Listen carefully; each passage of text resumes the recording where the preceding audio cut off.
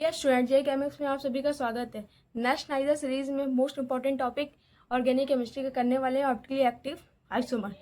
Optically isomer में बहुत से बच्चों को कन्फ्यूजन होती है कि मैम इसको फाइंड कैसे करते हैं, ये होता क्या है। तो आइए इसको समझते हैं हम लोग ट्रिक से। तो सबसे पहले इसकी थ्योरी जान लेते हैं कि ये होता क्या है।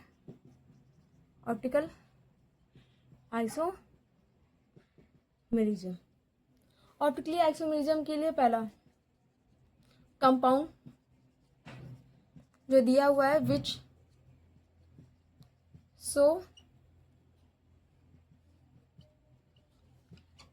Interaction with PPL. पीपीएल का फॉर्म होता है प्लेन फ्लोरोलाइट।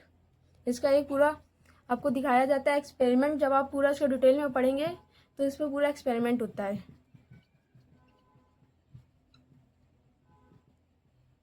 आइसोमेरिज्म सेकंड पॉइंट होता है एवरी जो भी compound every optically active compound can so optically isomer. ओ का मतलब है ऑप्टिकली आइसोमेरिज्म। ऑप्टिकली आइसोमेरिज्म ये आपकी थ्योरी होती है। अब इसको हम लोग समझते हैं पॉइंट में। पहला ऑप्टिकली आइसोमर के लिए पहला तो कंपाउंड होना चाहिए, वो कायलर होना चाहिए, कायलर एटम या फिर कायलर कंपाउंड। दूसरा ये होता है कि ऑप्टिकली एक्टिव होना चाहिए। ऑप्टिकली एक्टिव होना चाहिए। जैसे Cl एक कंपाउंड लिया, इसमें ये जो कार्बन है ये कायलर कार्बन है, और जिसमें कायलर कार्बन होता है उसी को एक कायलर एटम या फिर कायलर कंपाउंड कहते हैं। अब यहाँ पे कार्बन की जगह नाइट्रोजन भी हो सकता है, सल्फर भी हो सकता है, लेकिन मोस्टली कार्बन ही होते हैं, तो कायलर कार्बन देखते हैं। अब आपको पता होना चाहिए कि कायलर एटम होते क्या है। तो कोई कंपाउंड यहाँ पे हमने जैसे ओ लिया, ओ से 4 एटम जो जुड़े हुए हैं वो चारों अलग अलग होने चाहिए, तो वो कंपाउंड होता है, वो कायलर एटम होता है।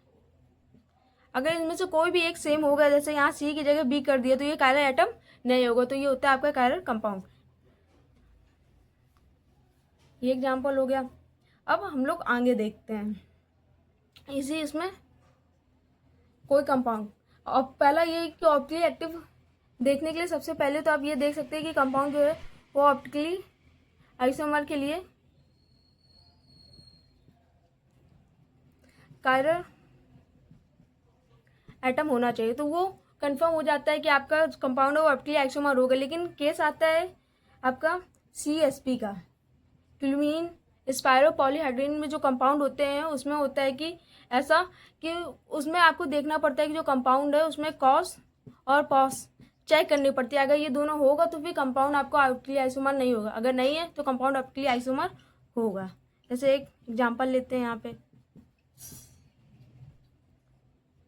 एक मिनट, क्लोरीन BrCl। तो ये कंपाउंड आप में कॉस और पॉस शो नहीं करेगा, तो कंपाउंड CsP रूल में नहीं है, यानी कि ये कार्बन जो कंपाउंड कायलर है, कंपाउंड आपका ऑप्टिकली आइसोमर शो करता है। ऑप्टिकली आइसोमर शो करना देख लिया। अब ऑप्टिकली आइसोमर में एक चीज़ और आती है कि ऑप्टिकली आइसोमर और GI यानी कि ज्योमेट्रिकल आइसोमर को कैलकुलेशन कैसे करते हैं। अब हेडिंग डालिए, calculation of stereo isomer. Stereo isomer को फाइंड करने के लिए दो तरीके। पहला तो टोटल स्टीरियो फाइंड करने हैं। टोटल स्टीरियो के लिए फॉर्मूला होता है 2 की पावर n। यहाँ पे टोटल स्टीरियो में आपका आते क्या क्या है ये देख लीजिए पहले। स्टीरियो आइसोमर में ऑप्टिकली आइसोमर और GI दोनों को कंसाइडर करते हैं स्टीरियो आइसोमर निकालने के लिए। तो पहला फॉर्मूला होता है जहाँ पे हम लोग GI और OI दोनों को कंसाइडर करते हैं। अब इसमें दूसरा होता है, इसमें 2 केस बनते हैं। अगर ये अनसिमेट्रिकल हुआ तो ये लगेगा, इन केस ये अनसिमेट्रिकल के लिए, ठीक है। इन केस अगर कंपाउंड जो दिया वो सिमेट्रिकल हुआ, सिमेट्रिकल, तो सिमेट्रिकल में दो केस होते हैं। केस 1, जब n आपका ऑड दिया हुआ तो उसके लिए फॉर्मूला तो है 2 - 1 + 2n - 1/2। और केस 2 होता है जब n इवन दिया हुआ हो, 2n - 1 + 2n/2 - 1। तो ये केस जब इवन दिया होता है। अब इस पर एक क्वेश्चन हम लोग करते हैं। जैसे यहाँ पे कंपाउंड ले लिया, कोई फ्लोरीन है, तो ये कार्बन आपका जो है कायरल है। अगर कायरल है तो ये OI यानी कि ऑप्टिकली आइसोमर शो करता है। इसको इरेज कर रहे हैं, लिख लिया होगा आपने। ऑप्टिकली आइसोमर शो करता है, तो इसके लिए टोटल कोई ज़रूरी नहीं है कि स्टीरियो आइसोमर के लिए GI OI दोनों होना जरूरी है।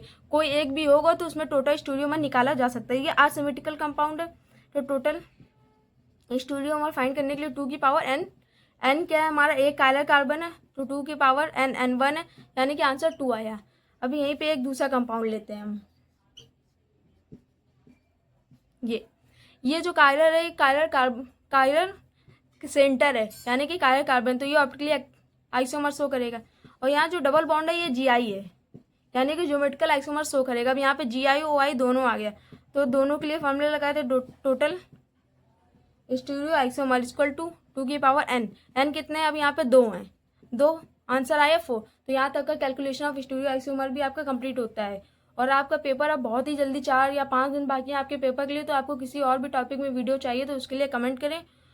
और आपको जितने भी रिएक्शन या जितना भी मैंने आपको बोला था कि आपका आएगा, तो बच्चों वो आपके लिए जल्दी आपको अपलोड कर दिया जाएगा।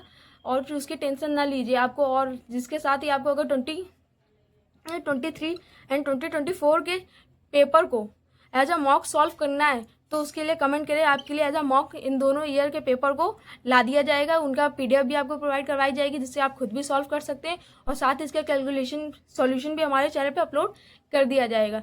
तो इसी तरीके के लिए और भी वीडियो के लिए हमारे चैनल पर बने रहें। नए चैनल को सब्सक्राइब करें, साथ ही बेल आइकन दबाना ना भूलें। और जितने भी बच्चे नेक्स्ट का एग्ज़ाम दे रहे हैं और इसके अलावा उनको IIT आइदर का एग्ज़ाम नेक्स्ट ईयर देना है, तो उन बच्चों का अगर अच्छी केमिस्ट्री के लिए अच्छा मटेरियल ढूंढ रहे हैं, क्योंकि नेक्स्ट और आईसीआर के लिए बहुत ही कम क्लासेस मिलती है आपको ऑनलाइन, बहुत ही कम लोग जानते हैं।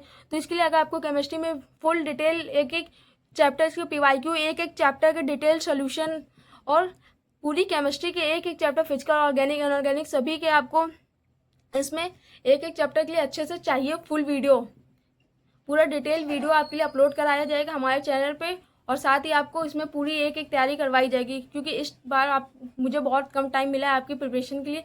लेकिन नेक्स्ट ईयर के लिए IIT 2025 2026 और नेक्स्ट 2026 के लिए हमारे पास एक साल रहेगा, जिसमें मैं आपको पूरी अच्छे से सारी तैयारी करवाऊंगी। केमिस्ट्री की पूरी जिम्मेदारी JEE केमिक्स लेता है कि आपकी केमिस्ट्री में आपको फुल में से फुल मार्क्स दोनों एग्जाम में दिलाए जाएंगे। तो फिर इसीलिए हमारे चैनल पर बने रहें।